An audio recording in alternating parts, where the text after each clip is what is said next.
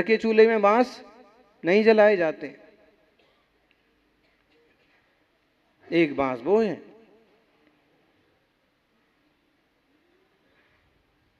एक बांस वो है जिसे सुसंस्कारित किया, लाठी बन गई, किसी के हाथ पांव तोड़ने के काम भी आती। लाठी का बल भी बहुत होता है पंडित जी।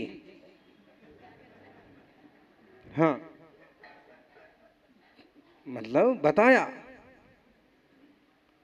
लाठी का बल भी बहुत होता है। हम लोग वहां कभी जंगल में बैठते हैं और वहां से कोई भी निकलता है तो या तो वो गाड़ी से जाता है और पैदल जा रहा होगा तो हाथ में लाठी होगी, छोटा बच्चा बड़ा बच्चा। कारण किसी तरह का जीव जंतु जानवर आ गया ना तो लाठी से निपटा जा सकता है।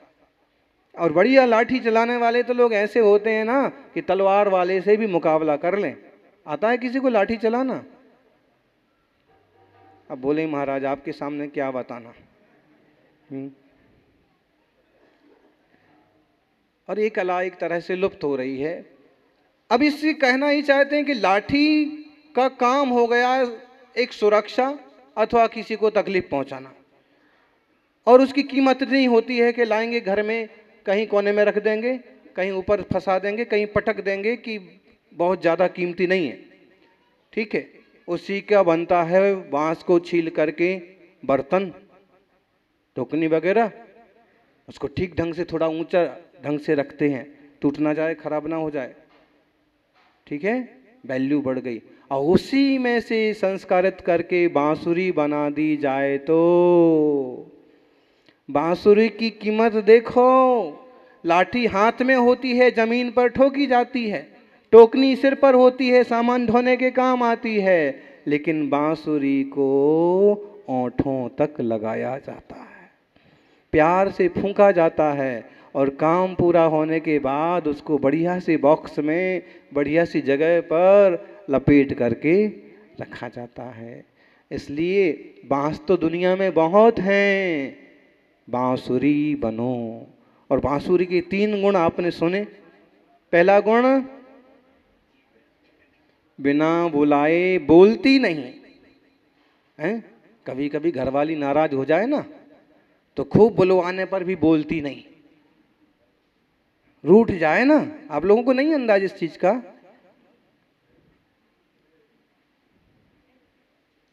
नहीं है? है? किसको है?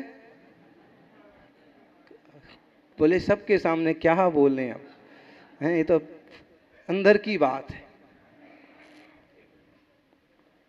कभी रूठ जाए ना तो खूब बुलवाने की कोशिश करो, थोड़ा हंसाने की कोशिश करो, कुछ बात निकालो, तो भी हाँ, चेहरे का मातम खत्म होता नहीं है।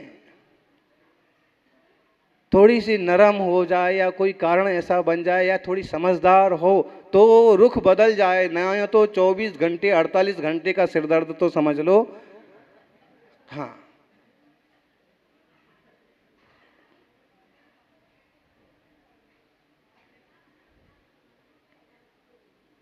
क्या है, इस टाइप से एक माहौल पैदा करना अच्छा नहीं होता। कभी छोटी मोटी बात हो गई, ऊंचा नीचा हो गया, कुछ कठोर नरम बोल दिया तो उसको तुरंत निपटाना चाहिए, बिना बुलाए भी बोल देना चाहिए। हमें ऐसे लग रहा ना कि गांठ पड़ रही है या दूरी बढ़ रही है तो बिना बुलाए भी बोल देना चाहिए कि भाई कोई बात नहीं, आपने थोड़ा कठोर बोल दिया, लेकिन आप ना बोलेंगे तो कौन बोलेगा, हैं? या फिर खुद, भाई आज मेरे को बहुत गुस्सा आया था इसलिए मैंने तुमको ऐसे बोला, ऐसे देखा, उसको ज्यादा सिर पर मत लेना, इस टाइप से। लेकिन बांसुरी बिना बुलाए बोलती नहीं। दूसरी बात, जब भी बोलती है मीठा बोलती है, मीठा बोलती है, अच्छा बोलती है। उससे आवाज कैसी निकलती है? हाँ, श्री कृष्ण महाराज हैं, बहुत प्रिय थी उनको। कौन? आपको कौन प्रिय है?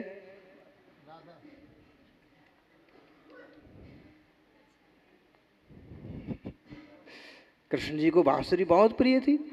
आप देखिए कृष्ण का जीवन ना बहुत प्रकृति से जुड़ा हुआ है। पहनावा बोले ना, आरती कुंज विहारी की गिरधर कृष्ण मुरारी की। इस आरती में आता है गले में बैजंती माला और मोर मुकुट, दुनिया भर की सारी चीजें, और वो सारी चीजें ऐसी हैं जो जंगल में ही मिलती, गांव में दुकान पर एक भी ना मिले। आजकल तो खैर माटी पत्थर सब बिकने लगा, गोबर भी बिकता है।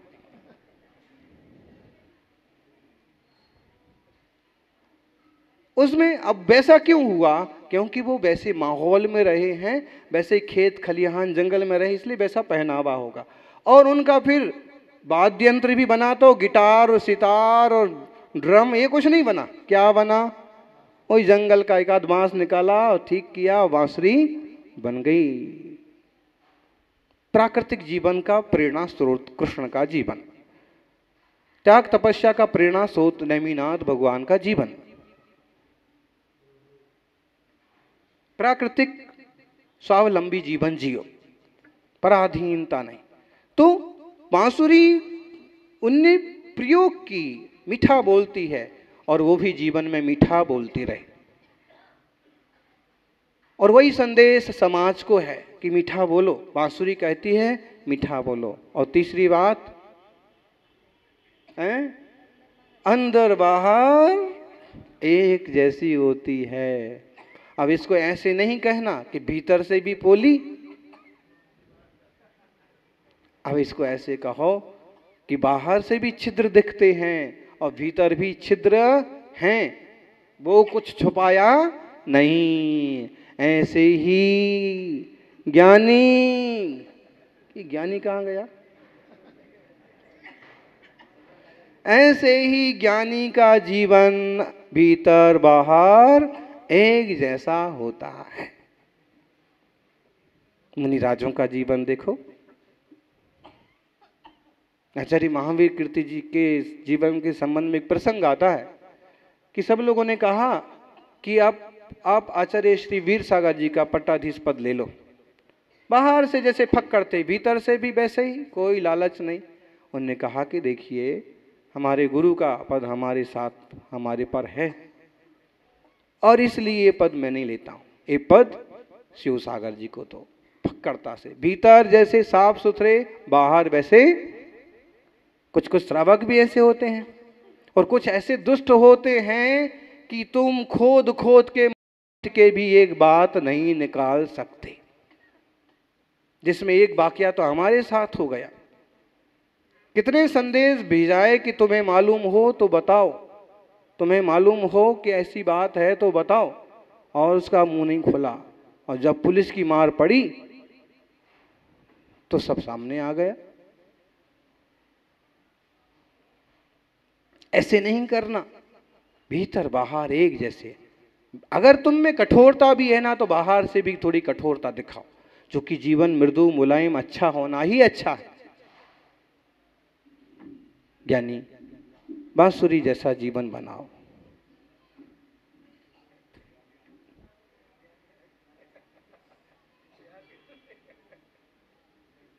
लेकिन बांसुरी अच्छी चीज है, लेकिन जब वह बांसुरी, अब दूसरे उदाहरण से देखें ना, कि कृष्ण ने जब बांसुरी बजाई, गायें सुनने लगीं, गोपियां दौड़ी आईं, अपना काम अधर में छोड़ दिया, और दही बिलोना भी भूल गईं, धान कूटना भी भूल गईं। कृष्ण की बांसुरी, बांसुरी का सुर इतना मंगलमय हुआ कि बन के सूखे पेड़ भी हरे भरे हो गए, सब कुछ हरा भरा, खुशहाली, बसंत आ गया। तभी किसी ने कृष्ण से पूछा, आप देखना दुनिया में कुछ पंडे पुजारी, कुछ महंत संत ऐसे होते हैं, जो उदाहरण हम सामने रख रहे हैं। कृष्ण से पूछा कि सारा वसंत हो गया, पेड़ पौधे हरे हो गए, लेकिन प्रभु जो ये सीधे सीधे आपके ओंठों पर लगी हुई है, ये बांसुरी क्यों नहीं हरी हुई? इस बांसुरी के स्वर से सब तो हरे हो गए। आपने यहां से फूंका, इसने वहां से निकाला और सब हरा भरा हो गया, और ये बांसुरी हरी क्यों नहीं हुई? तो योगेश्वर कहते हैं, ज्ञानी बांसुरी सिर्फ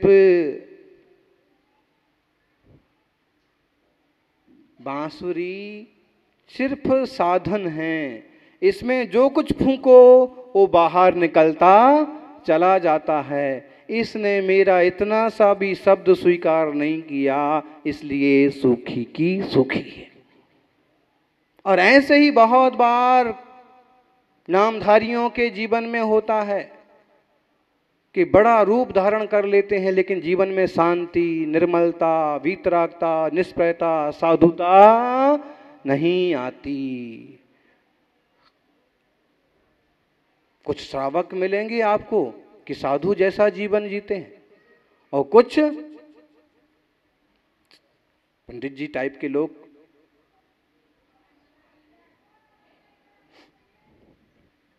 सबकी बात नहीं हो रही है, कोई कोई हैं, कुछ साधु टाइप के लोग रंग गेरुआ पहने हैं और भाव इतने विकृत हैं कि इसका सिर फोड़ दें। अरे ज्ञानी, शांति साधु एटले शू? साधु साधना की धुन। हम बदलें, हम प्रभु के पास हैं। बांसुरी अगर बदल गई होती तो सारा संसार बदल जाता, लेकिन उसने कुछ स्वीकार ही नहीं किया कृष्ण से। और हम भी धर्म के एकदम निकट होके ऐसे ना रह जाएं कि कुछ स्वीकार ना कर पाए।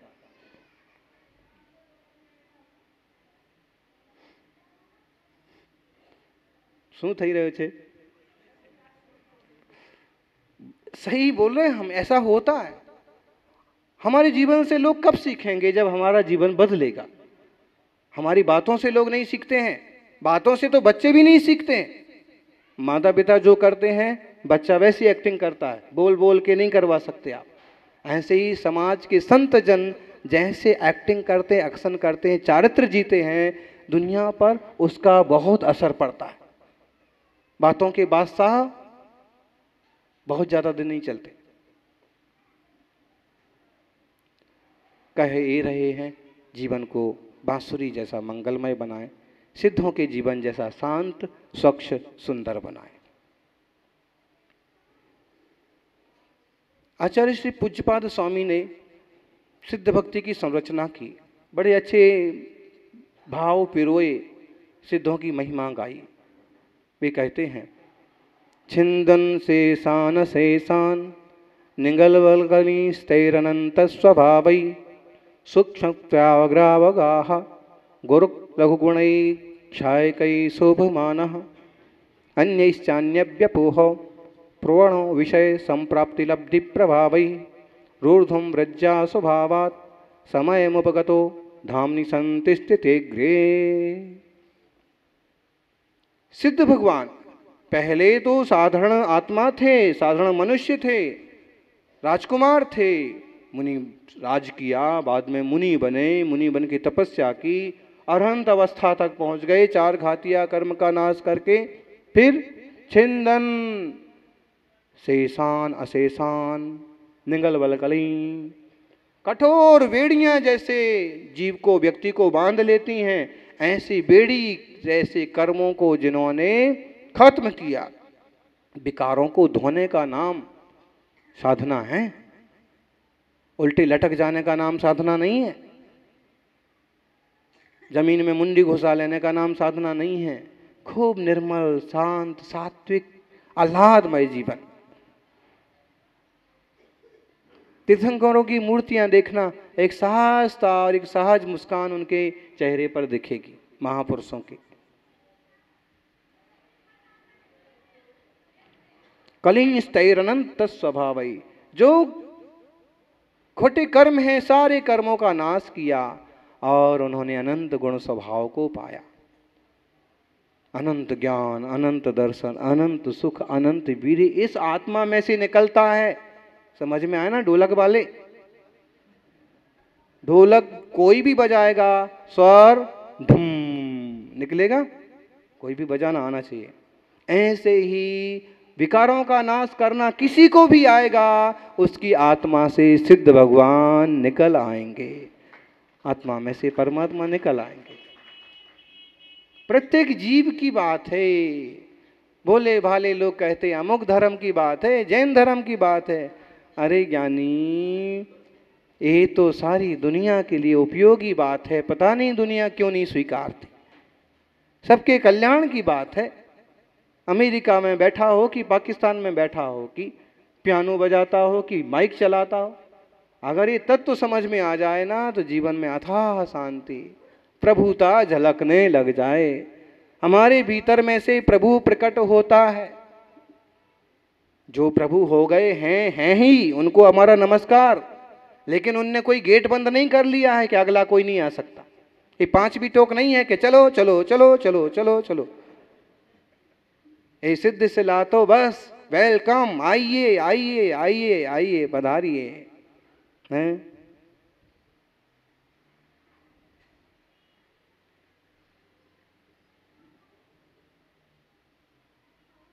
समझें अपन सभी। सूक्ष्मत्व, अवगाहनत्व, अग्रु लघुत्व आदि अनंत गुण अपने आत्मा में हैं। ज्ञान तो है कि नहीं ये समझ में आता है। बोलो जी, आप बटन कैसे चलाते हो? आप साउंड तेज कम कैसे करते हो? समझ है ना, ज्ञान है। किसी ने सिखाया होगा वो बात अलग है, लेकिन सीखे हमें आज पता है। बोलो जी पंडित जी, अब स्वाहा बोलना है, कैसे मालूम पड़ता है? हैं? और इस यजमान से इतना निकल सकता है, कैसे मालूम पड़ता है? हैं? आपको कैमरा के पास खड़ा कर देंगे, आपको कुछ नहीं सूझेगा, लेकिन कैमरामैन 1 सेकंड में फट से, क्यों? अपना ज्ञान अभी संकुचित है, तत्संबंधी है, लेकिन ज्ञान है। और एक बात और है कि कई बार पंडित जी या कैमरामैन या म्यूजिशियन ऐसे मिल सकते हैं कि उनको 10 काम आते हैं। हम स्वाहा भी करवा लेंगे, फिक्र मत करना, हम गा भी लेंगे, फिक्र मत करना, नहीं आया संगीतकार, मैं बजाना जानता हूँ, मैं बजा भी लूँगा।